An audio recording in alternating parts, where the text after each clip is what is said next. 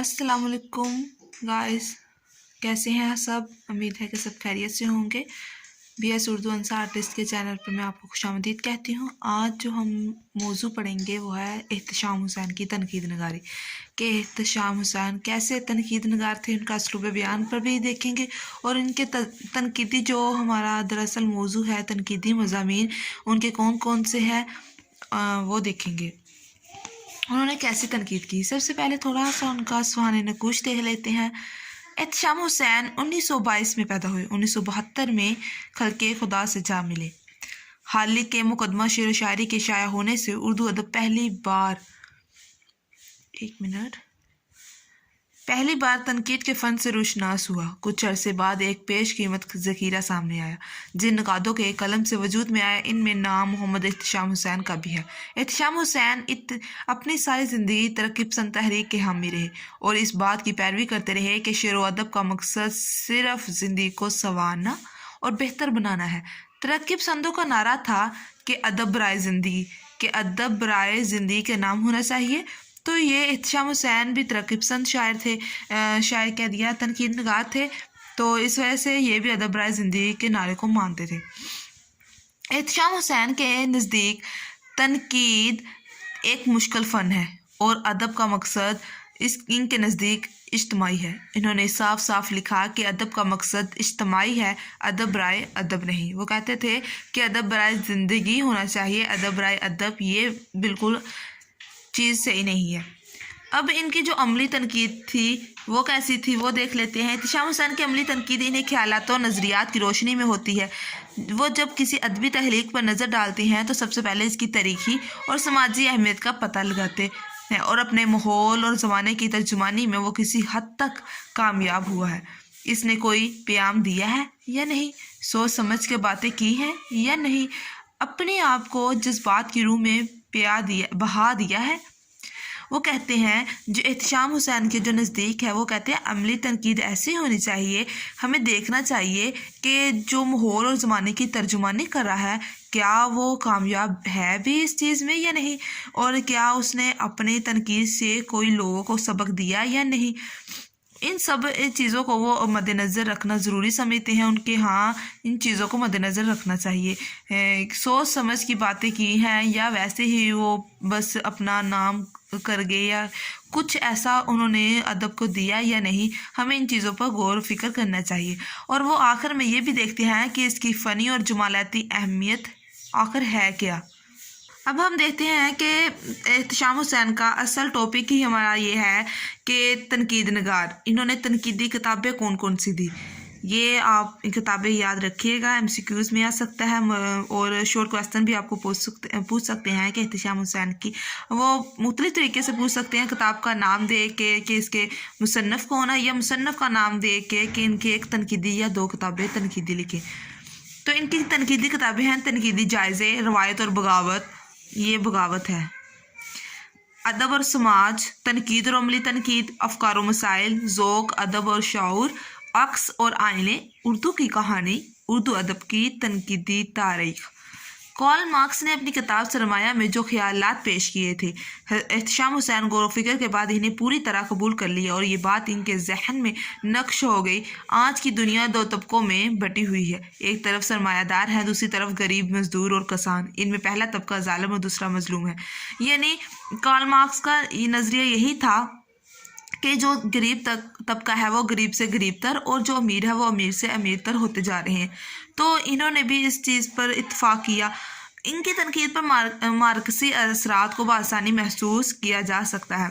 एहतशाम हुसैन का जो असलूब बयान था या इनका तरीका था वो कैसा था। अदब में दो चीज़ें होती हैं, वो कहते हैं कि अदब में दो चीज़ें होती हैं, एक तो वो बात जो कही जा रही है, दूसरे वो अंदाज जिसमें बात कही जा रही है। ये बहुत ही गहरी लाइन है, सोच के पढ़िएगा, समझ के पढ़िएगा तो बिल्कुल आपको समझ आएगी कि एक बात वो होती है जो कही जा रही है, दूसरा वो अंदाज है जिसमें बात कही जा रही है। इसी को मौजू और असलूब या मवाद और हैयत कहते हैं।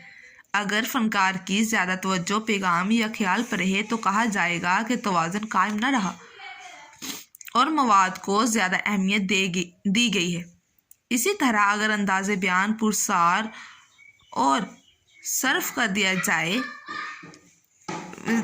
नहीं इसी तरह अगर अंदाज़े बयान पर सारा ज़ोर ये एक लफ्ज़ है, सारा ज़ोर सरफ कर दिया जाए गोया हैयत का पल्ला भारी हो तो ये भी ऐब होगा। एहतिशाम हुसैन आलम है और इस मसला की बारीकियों को भी बहुत अच्छी तरह जानते हैं। शायरी के बारे में गुफ्तगू करते हुए एहतिशाम हुसैन कहते हैं कि एक ख्याल को जो किसी मादी तजर्बे पर मबनी हो, शिद्दत एहसास के साथ महफूज फ़नी इजहार के साथ पेश करना शायरी कहलाता है। ये भी आपको शॉर्ट क्वेश्चन भी आ सकता है या वैसे ही आपको MCQs में पूछ सकते हैं। ये इक़्तिबास किसने कहा, ये किसके बकौल है? तो ये एहतिशाम हुसैन का नज़रिया था। जब भी शेर अदब की बात चलेगी यानी T.S. इलियट, वो भी एक बहुत ही अच्छे नुकात थे, तो इनकी जो राय है वो हमें सवाल में लाना ज़रूरी है। मुख्तलिफ मुहक्किकीन की राय लाना भी एक सवाल में अच्छी बात होती है, यानी तौसर अच्छा पड़ता है अस्ताज़ा पर। वो ये चाहते हैं कि हम मुख्तलिफ मवाद इकट्ठा करें और उसे एक सवाल की शक्ल में इकट्ठा करें। अगर हम T.S. इलियट को जानते हैं तभी तो हमें ये पता चला कि वो ड्रामे या शायरी के बारे में क्या कहते हैं। ये एक पूरा T.S. इलियट पर भी सवाल है। इंशाल्लाह अगले लेक्चर में आपको ये भी मैं बताऊंगी T.S. इलियट कैसे निकात थे, क्या क्या उनके निकादी जो नुक्ते थे, क्या वो चाहते थे कि ऐसा निकात होना चाहिए, शायरी ऐसी होनी चाहिए, ड्रामे को ऐसा होना चाहिए इनके नज़दीक। शायरी वो कहते हैं शेर को सबसे पहले शेर और अदब को सबसे पहले अदब होना चाहिए। शेर और अदब में हुस्न उसी वक्त पैदा होता है जब फ़नी तकाज़ों को पूरा किया जाता है। अब एहतिशाम हुसैन के यहाँ अदब का मुताला कैसा था? दूसरी तरफ नया अदब और तरकीबपसंद अदीब की इस्तिलाहें अलग नहीं होती थी। उन्होंने फ़लसफ़ाना अंदाज में अदब का मुताला किया और अदब की समाजी, तारीख़ी, तहज़ीबी, मुआशी और अखलाकी और माशरती कदरों का आइनादार बनकर इसका तज़किया किया। वो अपने मज़मून में लिखते हैं कि अदब ज़िंदगी के मुआशी, माशरती और तबक़ाती रवाबत के साथ मुतहर्रक और तग़य्युर पज़ीर देखना है। ये एक हिमागीर नुक्ता नज़र है और अदबी मुताले की किसी अहम पहलू को नज़रअंदाज नहीं करता।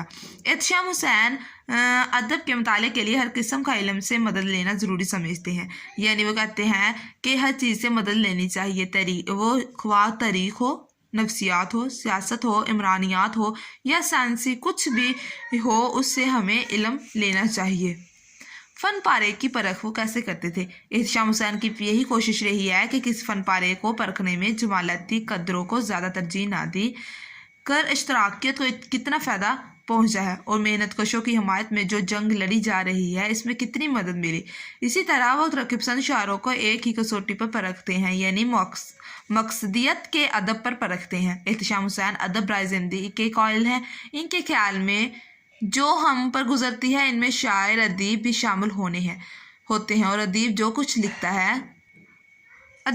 लिखता है वो समाज में पाया जाता है, यानी समाज में जो कुछ दिखाया जाता है या पाया जाता है वो अदीब के फ़न में मिलता है।